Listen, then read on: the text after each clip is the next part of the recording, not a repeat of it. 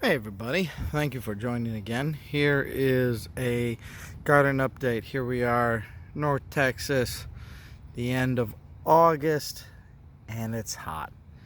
Gardens in North Texas have a real tough time in July and August, and even a little bit of September too, because typically we are in the hundreds and always in the 90s.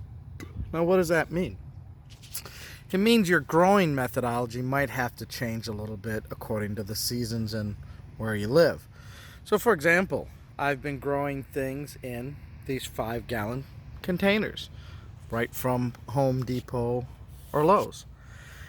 And I also grew things directly in the ground, right underneath the mulch, kind of like a back to Eden method of gardening. And as an experiment, I wanted to find out, is there one better than the other?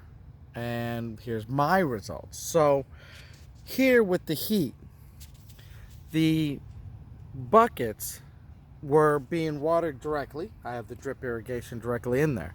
And I watered about twice a day just to make sure that they're getting water. And I also have the inline fertilizer, so they're getting fertilizer. Now, things here in the ground directly, of course, are also getting water. I have the rotary sprayer that's given an area spray to the things in the garden. And what I found was that even though everything's getting water and everything's getting fertilizer, the things that grew in the ground grew better. Because here in North Texas, that sun hits that plastic and it heats that up. And with only 5 gallons, it is tough. Now, my trees over there are doing way better. Why? Those are 25 to 30 gallon cloth fabric containers. There's a lot more dirt. That means there's a lot more moisture retention. And so I think, because here I am with very little shade, and you can see I'm sitting in the shade because of this nice tree. But if it wasn't for that nice tree, the garden would be all in direct sun. But this is always getting direct sun here. So I had cucumbers and tomatoes, and they grew phenomenal in the ground. Lots of production. Couldn't eat everything. Canned things. Gave them away. Way more than I needed. And while the containers grew, they weren't optimal, right? I didn't get the same type of production. Some tomatoes, like the cherries, grew very well. Even in the heat, they grew very well. But once it got to July, they petered out. They're done. They gave everything that they could in those containers. Now, what I'm going to do is learn from that and say, okay, maybe what I need to do is not do so much in containers during the heat of the summer. In the spring, probably would be fine.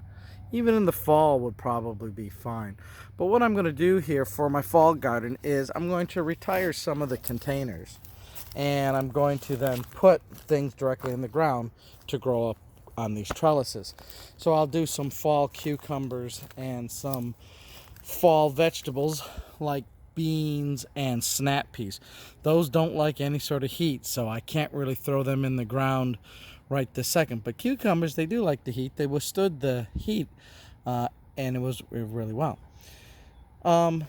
So that's something that I'm going to be doing here. I've had to clean this up, and I'm laying some additional irrigation system down because I got, some still attached to the individual drip heads, and I'm going to do more of the area sprayer. So I'll kind of have a duality here that I can go either way on that. Now the back fence, you can see here, is things that have grown in the container. And even the ghost peppers, which, again, peppers love the heat. Typically they're stressed out here. They got a lot of green foliage, and they even got flowers. But that heat, it's a little too much. When I grew these same peppers along the side here, they grew in a lot of shade.